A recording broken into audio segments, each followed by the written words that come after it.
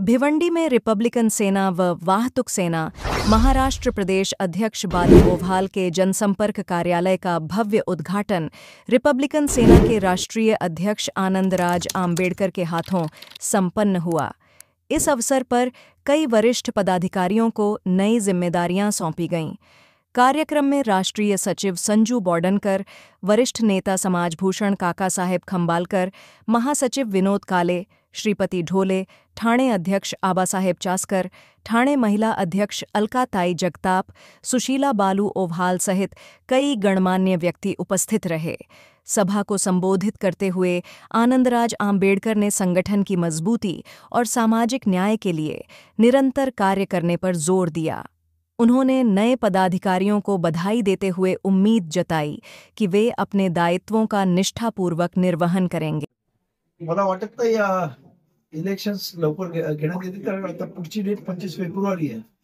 तिथेही सुद्धा याचा निकाल लागल्याची शंका वाटते आणि त्यामुळे ह्या ज्या निवडणुका आहेत लोकल बॉडीजच्या, म्हणजे नगरपालिका, पंचायत समिती किंवा महानगरपालिका, यांच्या निवडणुका दिवाळीपर्यंत जातील अशी अपेक्षा आहे। कारण हे सर्व आता निकाल जरी लागला फेब्रुवारी मार्च मध्ये, तरी त्या संपूर्ण निवडणुकीची प्रक्रिया राबवण्यामध्ये तोपर्यंत पावसाळा येईल आणि त्यामुळे दिवाळीनंतरच ह्या निवडणुका होतील अशी आमची अपेक्षा आहे। परंतु आम्ही रिपब्लिकन सेनेने आतापासूनच सुरुवात केलेली आहे की महाराष्ट्रामध्ये इलेक्शन लढवायचं आणि त्यासाठी खास करून आतापासून पक्ष बांधणीला जोरात तयारी करण्यात आली। निवडणूक लढवणं म्हणजे काय स्वबळावर लढवणार आहे का युती असणार आहे?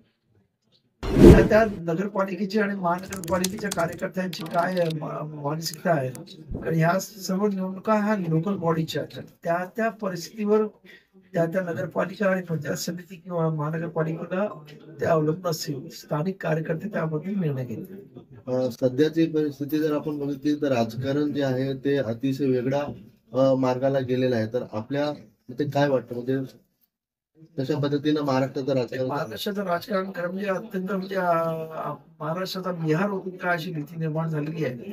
ज्या पद्धतीने या महाराष्ट्रामध्ये खून खराबा होतोय ते अत्यंत भयानक आहेत आणि वाळू माफिया, राख माफिया अशा मोठ्या टोळ्या या महाराष्ट्रामध्ये प्रत्येक जिल्ह्यामध्ये झालेल्या दिसत आहेत आणि त्याची प्रचंड दादागिरी चालू आहे आणि सामान्य माणूस भयभीत झालेला आहे। त्यामुळं लोकांना आता सुशासन हवंय, लोकांना आता आपली सिक्युरिटी हवी आहे, लोकांना आपलं इथे अत्यंत शांततेमध्ये आयुष्य जगायचंय आणि त्या दृष्टिकोनातून या इथं आलेल्या एवढ्या मोठ्या ताकदीनं इथं मेजॉरिटीने आलेल्या या सरकारनं ही शाश्वती लोकांना दिली पाहिजे असं माझी अपेक्षा आहे। परंतु त्यांच्यातलं एक मंत्री बोलतात की हिजाबचा मुद्दा काढतात किंवा बुरखा न घालता परीक्षेसाठी बंदी घालण्यात यावी, असं म्हणजे अनेक मुद्दे हे अत्यंत दुर्दैव आहे देशामधलं।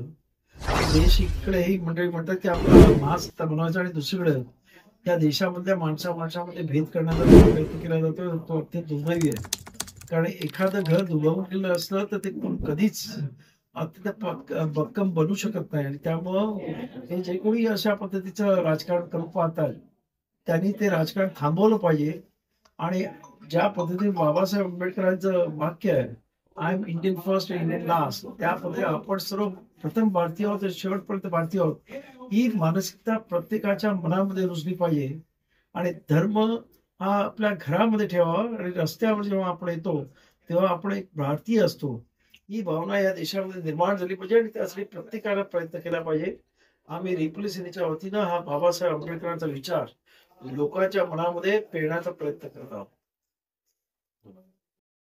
खरं म्हणजे रिपब्लिकन सेना म्हणजे खऱ्या अर्थाने ही एक आंबेडकरी चळवळ आहे आणि आंबेडकरी चळवळ म्हणजे सर्व गोरगरिबांचं, शेतकरी, कामकरी, कष्टकरी, मुस्लिम, दलित, आदिवासी सर्वांची दखल घेणारी ही रिपब्लिकन सेना आहे आणि आंबेडकरी चळवळीमध्ये जे काम केलं जातं त्या सर्व प्रकारची जी कामं आहेत, दुःखितांचं, त्याचप्रमाणे जे कष्ट घेणारे आहेत, जे अन्याय ज्यांच्यावर झालेला असतो, कारण या देशामध्ये पदोपदी दलितांना, मुस्लिमांना कुचललं जातं, त्यांच्यावर जो होणारा अन्याय, या अन्यायाला ठळकपणे आणि सडेतोड असं उत्तर देण्यासाठी रिपब्लिकन सेनेची निर्मिती आदरणीय सरसेनानी माननीय आनंदराज आंबेडकर साहेब यांनी केलेली आहे आणि त्या जोमाने तरुणांना जास्तीत जास्त याच्यामध्ये इन्व्हॉल्व घेण्यासाठी प्रयत्न झालेला आहे.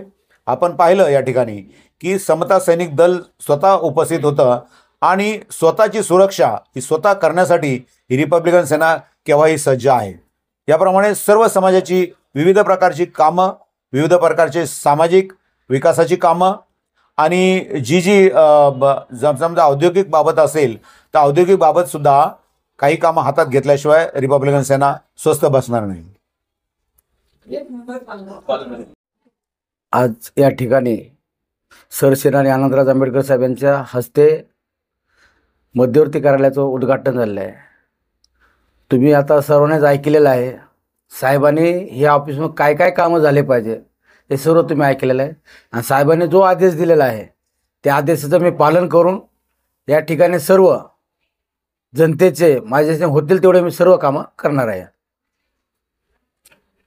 दुसरा विषय असा, येणाऱ्या महानगरपालिकेच्या इलेक्शनमध्ये आमच्या जिल्ह्याचे अध्यक्ष माननीय आबासाहेब चासकर, जे आमचे नेते सरसेनानी आनंदराज आंबेडकर साहेब, हे जे येणाऱ्या इलेक्शनमध्ये जे आदेश देतील त्या आदेशाचं आम्ही पालन करून पुढील आम्ही काम करू. किती लोकांना इथं पदभार देण्यात आलेला आहे? सध्या आम्ही रिपब्लिकन सेनेमध्ये साधारण आम्ही 10 ते 15 लोकांना आता पदभार दिलेला आहे. महिला आघाडीचे पदवाटप केलेलं आहे. त्या ठिकाणी आम्ही रिपब्लिकन सेनेचं पदवाटप केलेलं आहे. आता राहिला विषय आमचा रिपब्लिकन वाहतूक सेनेचा आहे. आम्ही लवकरच एक मिटिंग घेऊन रिपब्लिकन वाहतूक सेनेची कमिटी आम्ही या ठिकाणी देणार आहोत. काय संदेश देतो? आम्ही भिवंडी शहरवासियांना संदेश देतो की या ठिकाणी आंबेडकर चळवळीमध्ये बरेच लोक कामं करणारे आहेत, परंतु काही लोकांच्या त्या संघटनेमार्फत किंवा पक्षामार्फत अपेक्षा पूर्ण होत नाही आहेत. काही लोकांचे कामं केल्या जात नाहीत, परंतु रिपब्लिकन सेनेच्या माध्यमातून या ठिकाणी सर्व जनतेचे, सामान्य माणसाचं काम केले जाईल. आज दिनांक 31 जानेवारी 2025 रोजी रिपब्लिकन सेनेच्या राष्ट्रीय अध्यक्ष आनंदराव आंबेडकरच्या हाताने जनसंपर्क कार्यालयाचे उद्घाटन आहे. म्हणून त्याच्यासाठी आम्ही सर्व पदाधिकारी उपस्थित आहे आणि सर्व पदाधिकारी विनंती आहे का आमच्या आनंदराव आंबेडकर साहेबांच्या आदेशानुसार पुढच्या येणाऱ्या चुनावला जे साहेबांचा आदेश असेल त्या हिशोबाने आम्ही साहेबांच्या मार्गदर्शनावर काम करूया. आणि रिपब्लिकन सेनेच्या ऑफिसमध्ये गोरगरिबांची काय समस्या अडचण असेल ते निस्तारण्यासाठी आमचे बाळूसाहेब ओवाल जिल्हा महाराष्ट्र प्रदेश अध्यक्ष जे आहे ते सगळं कारभार बघतात आणि आम्ही त्यांच्या सहकार्य, मी RTO प्रतिनिधी आहे, राकेश केशरवानी म्हणून आहे. जय हिंद. Speed news Bharat.